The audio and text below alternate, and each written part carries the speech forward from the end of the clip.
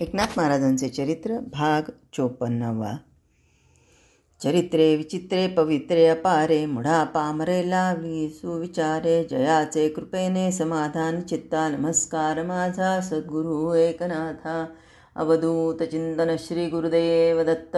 दत्तात्रय जनार्दन श्री एकनाथ महाराज की जय. काशीमध्ये असताना दिवस पालटत होते, ग्रंथ संपत होता, श्रोत्यांच्या मनी हुरहुर दाटत होती.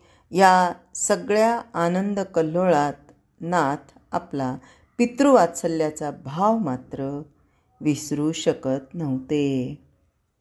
इतक्या दिवसांच्या मुक्कामात आणि इतक्या लोकांच्या भेटीगाठीत त्यांना अद्याप हरी भेटला नव्हता. त्यांच्या मनी ती हुरहुर होती. हरी हरी मनी आकस धरून माझ्यावर रागावून मला न समजावून घेता घराबाहेर पडला. पण इथे या पवित्र क्षेत्री त्याची भेट व्हायला हवी होती. माझं पाडस नुसतं दृष्टीस पडलं तरी माझ्या पितृहृदयाला समाधान वाटेल. पण तो पिता पुत्र भेटीचा योग अद्याप आला नव्हता. नाथ महाराजांची हुरहुर संपत नव्हती. पण ईश्वरेच्छा म्हणून नाथ महाराज स्वस्थ राहून कार्यमग्न झाले होते. पैठण सोडून आता तसे बरेच दिवस झाले होते. पैठणच्या मानानं इथलं काशीतलं हवामान भिन्न होतं. इथली कडक थंडी आणि प्रखर उन्हाळा शरीर स्वास्थ्याच्या दृष्टीनं प्रतिकूल होता. शिवाय गृहस्थाश्रमी नाथ महाराजांना कुटुंबियांपासून ते दूर होते, म्हणजे तसे एकटेच होते. पण भागवत टीकेच्या महायज्ञाचं यजमानपद स्वीकारलेला हा व्रतस्थ कुठल्याही प्रतिकूलतेला शरण जात नव्हता. श्री ज्ञानेश्वरी ग्रंथानंतर जवळजवळ 250 वर्षांनी अध्यात्म विषयावरचा एवढा महत्त्वाचा प्रबंध ग्रंथ निर्माण होत होता. ब्रह्मसाम्राज्य दीपिका हेच नाव ज्याला संयुक्तिक ठरेल असा प्रसाद ग्रंथ. तत्वजिज्ञासू साधकांना, अभ्यासकांना, मराठी भाषेच्या उपासकांना हा ग्रंथ म्हणजे प्रामाण्य ग्रंथ, आदरांचा ग्रंथ निर्माण होत होता. नाथ महाराजांच्या पवित्र हृदयातील दालनं या ग्रंथाद्वारे लोकांना सुस्पष्ट दिसू लागली. मनकर्णिका घाट म्हणजे जीवन मृत्यूची जणू सीमारेषा. एका बाजूला जीवनदायिनी गंगा आणि दुसऱ्या बाजूला स्मशान. वैराग्य प्राप्त व्हावं अशी दहनभूमी आणि या दोन्ही टोकांना जोडणारी, त्यांचा सांधा जुळवणारी घाटावरची ज्ञानगंगा सारंच कसं विलक्षण होतं ना. मन उंबरठ्यावर दोलायमान होणारा जीव ज्ञानकर्णिकेच्या आधारानं सच्चित आनंद स्वरूप कसा होऊ शकतो याची उकल भक्तिगंगेत डुंबणाऱ्यांना होऊ लागली. एवढं क्रोधी संतप्त अहमन्य दुराराध्य संन्यासी महाराज आता जणू एकनाथ महाराजांचं शिष्यत्व पत्करल्याप्रमाणे नम्रपणे आणि शांतपणे वागत होते. ते संन्यासी आपला आश्रमधर्म विसरून चटकन एकनाथ महाराजांच्या पुढे वाकले. पण त्यांना अडवून एकनाथ महाराजांनी त्यांना त्यांच्या चतुर्थाश्रमाची आठवण करून दिली. भक्तिरसात न्हाऊन निघणारा श्रोतृवृंद प्रवचन संपलं तरी जागचा हालत नव्हता. इतकी अवीट गोडी तो या भागवतात अनुभवत होता. हळूहळू लोक एकनाथ महाराजांना संत एकनाथ महाराज म्हणू लागले. ते भक्त होते, पण आता संत ही उपाधी त्यांना येऊन चिकटली.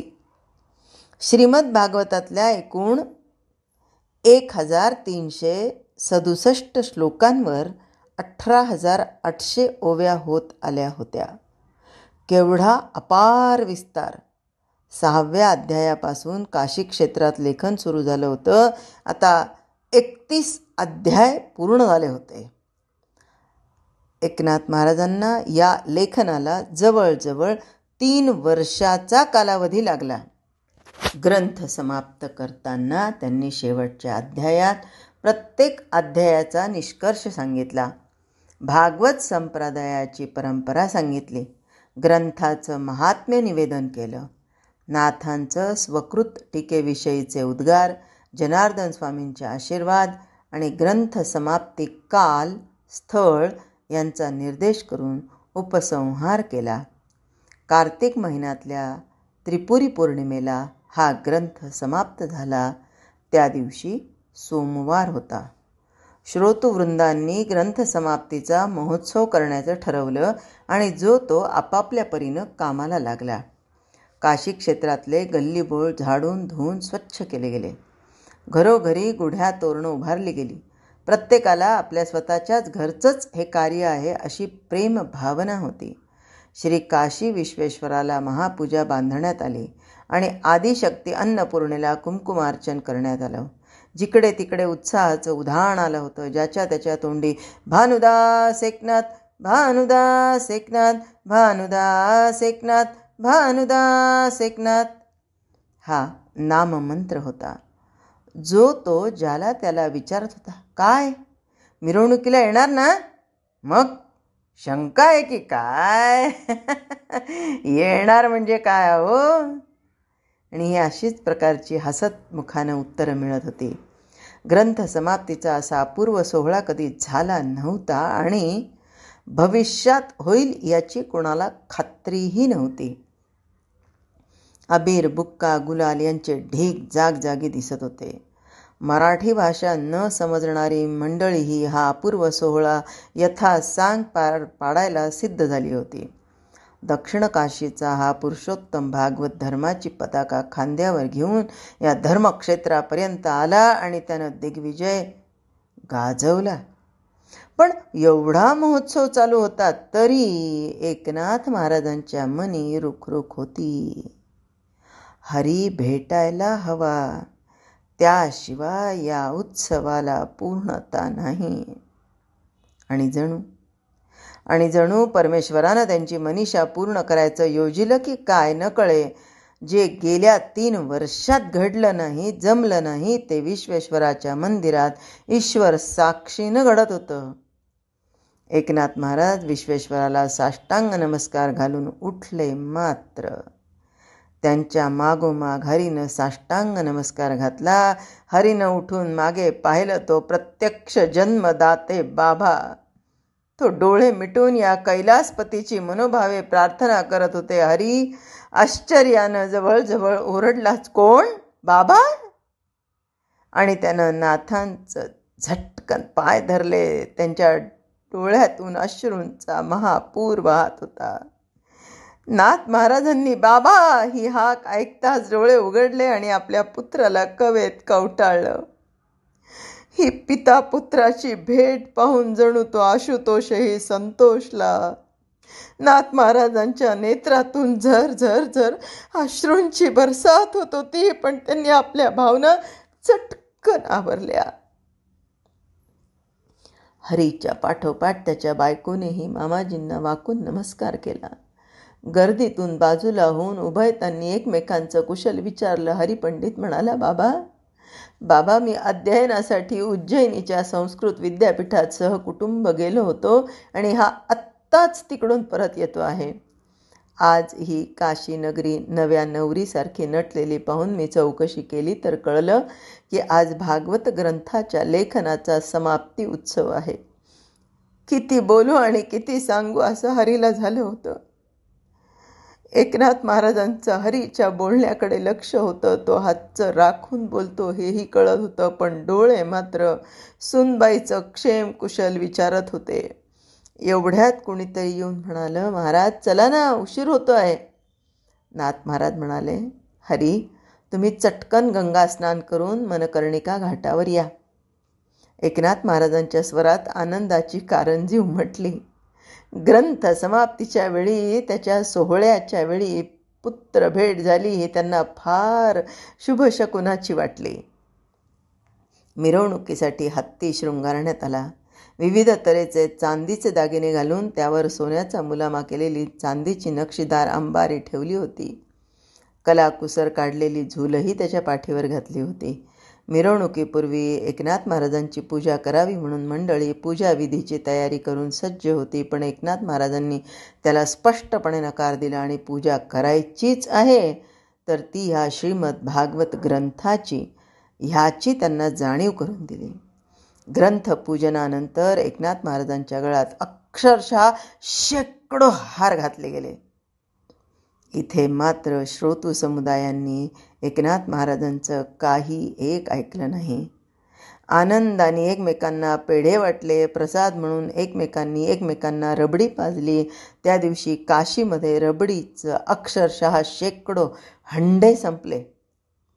नाथ महाराज पितांबर नेसले होते, कपाळावर दुबोटी केशरी गंध लावलं होतं. त्यांचं सुदृढ शरीर, त्यांची भावपूर्ण नजर आणि कार्यपूर्तीचा आनंद यामुळं आज एकनाथ महाराजांना जणू भगवंत सदृश्य तेज आलं होतं.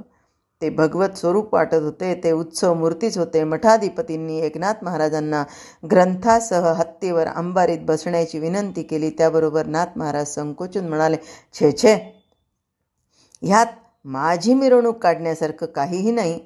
मिरवणूकच काढायची आहे तर ह्या एकाकार टीका ग्रंथाची काढा. ते पुढे म्हणाले, तुमचं प्रेम, तुमच्या भावना मी समजतो, पण माझ्या मर्यादाही मी ओळखून आहे. आपल्या सर्वांसह चालत राहण्यातच विशेष आनंद आहे. ह्यातच ग्रंथाचा गौरव आहे. आपल्या सगळ्यांची क्षमा मागून एक प्रसंग आयुष्यात आलेला तो भावना रोखू शकत नाही आहे, म्हणून तो आपल्या सगळ्यांसमोर व्यक्त करते. यामध्ये अहंकार, अभिमान अजिबात नाही आहे. फक्त नाथ महाराजांच्या चरित्रानुसार नाथ महाराजांनी त्यांच्या 13व्या पिढीतली स्नुषा आहेस हे दाखवून दिलं. ती आठवण 2019 सुरुवातीला, अगदी 2019च्या अगदी सुरुवातीला धर्माबादमध्ये खूप मोठा असा समूहांनी भागवत कथा आयोजित केलेली होती. तेव्हा अवघड परिस्थितीमध्ये जावंच लागलं होतं. घरी अडचण होती. खरं म्हणजे माझ्या मुलाला बरं नव्हतं, दवाखान्यात ॲडमिट केलं होतं, पण तरीही संपूर्ण गावचं भागवत आहे म्हणून जाणं भाग होतं. आणि त्याही भागवतात लोकांना इतका वेगळा भाव निर्माण झाला होता आणि त्यांनी अशीच मोठी मिरवणूक काढण्याचं ठरवलं. त्यावेळी नाथ महाराजांचं चरित्र अभ्यासलं गेल्यामुळं तो मान सन्मान माझा नाही, भागवत ग्रंथाचा आहे. तेव्हा आपण मिरवणूक काढायची असेल तर भागवत ग्रंथाची काढा. मी काही त्या डोलीमध्ये वगैरे बसणार नाही. आपण ग्रंथाला त्यात ठेवा. मी आपल्यासोबतच पायी चालेन. ही मानसिकता त्यावेळी नाथ महाराजांनी त्यांच्या 13व्या पिढीतल्या स्नुषेकरूनही कडून घेतली होती. तो प्रसंग हे सांगताना मन आवरू शकले नाही, म्हणून तो व्यक्त केला. सद्गुरुनाथ महाराज की जय. नाथ महाराजांच्या या सौजन्यानं आणि नम्रवृत्तीनं सर्वांचा आदर दुणावला. भानुदास एकनाथ गोपाल कृष्ण भगवान की जय. एकच जल्लोष उडाला. हत्ती दिमखात चालू लागला. गुलाल बुक्क्यांची उधळण झाली. टाळ, मृदुंग, झांज, टिपरी, ढोलक, डमरू सारी निर्जीव वाद्य संजीवन झाल्याप्रमाणे तालात वाजू लागली आणि नाचू लागली. या सोहळ्याच्या अपूर्व देखाव्यानं नाथ महाराज भारावून गेले. त्या क्षणी त्यांना वाटलं इथे आज गिरिजा हवी होती, उद्धव हवा होता. त्यांची नजर हरिपंडिताला हुडकू लागली आणि काय आश्चर्य, त्यांना भास होऊ लागला की या आनंद जल्लोषात, या आनंद सोहळ्यात श्रीखंड्या सामील झाला आहे. मिरवणुकीतली मंडळी कितीही उत्साहात दिसली, आनंदात दिसली, तरी त्यांच्या मनाच्या गाभ्यात काळजीची तरल रेषा चमकून गेल्याशिवाय राहत नव्हती. एकनाथ महाराजांची कार्यसमाप्ती झाली होती. त्यांचा काशीवासही आता संपणार होता. नाथ स्वगृही पैठणला परतणार हे निश्चित होतं. या सत्पुरुषाचा सहवास संपणार होता. अमृतवाणी ऐकू येणार नव्हती, तीही खंत होती. मिरवणूक चालूच होती. गर्दी वाढत होती. दारू कामाची आतिषबाजी अप्रतिम होती. या सर्वांपेक्षा एकनाथ महाराज मात्र अंतःकरणातल्या कृष्ण मूर्तीशी एकरूप झाले होते. त्याची ही करुणी, त्यांचंच हे कर्तृत्व. पण मला मात्र विनाकारण मोठेपणा देऊन आपण नामानिराळा राहिला. एकनाथ महाराज अतिशय भावपूर्ण अंतःकरणाने पुढे चालत असताना मठाधिपती संन्यासी महाराजांच्या कानाशी लागून बोलले, क्यों जी एकनाथ महाराज, आप तो पुरे खुश आहे ना. एकनाथ महाराजांनी त्यांना नजरेनंच खूण केली. लोक गर्जना करत होते. संत एकनाथ महाराज की जय.